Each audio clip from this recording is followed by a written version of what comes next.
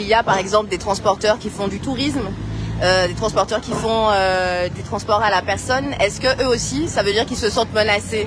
Tout le monde se sent concerné. Il n'y a pas que le transport scolaire, c'est tout le monde. Tout le transport en général, que ce soit du touristique, de l'urbain ou de l'occasionel, tout le monde est concerné par ce problème. Ça veut dire qu'à partir du moment... De quoi vous avez peur? On va laisser passer le mannequin. Voilà. Et de quoi vous avez peur finalement? C'est-à-dire qu'à partir du moment où il y a des bus extérieurs, ils peuvent faire tout au final. Alors madame, il faut savoir que sur Marie-Galante, on est suffisamment nombreux pour pouvoir assurer le transport. Ça fait plus de 30 ans que nous assurons le transport scolaire, on l'a toujours fait. Nous avons mis les moyens, nous avons fait des investissements, nous devons travailler. C'est tout ce qu'on dit aujourd'hui. Les Marie-Galantais doivent travailler. Nous avons du matériel.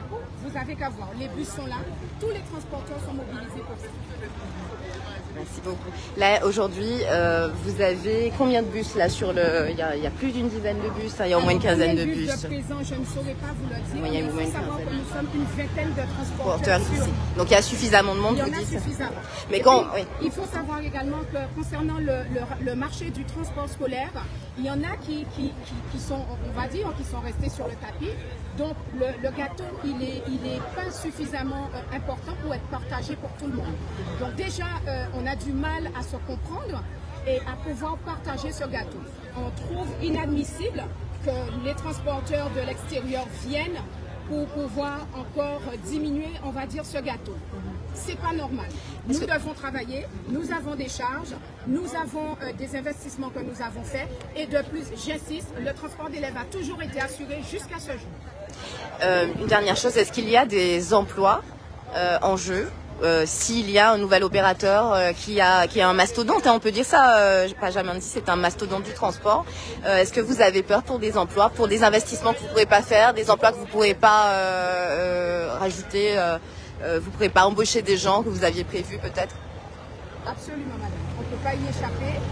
S'il y a des entreprises extérieures qui viennent à Marie-Galante, nous allons devoir licencier. Le personnel en place, nous n'allons pas pouvoir les garder parce qu'il n'y aura pas de boulot pour les maintenir. Et je peux vous dire, il y a un certain nombre de transporteurs qui n'ont pas été retenus, des transporteurs de Marie-Galante. Et là, on n'a pas autre choix que de licencier. Voilà.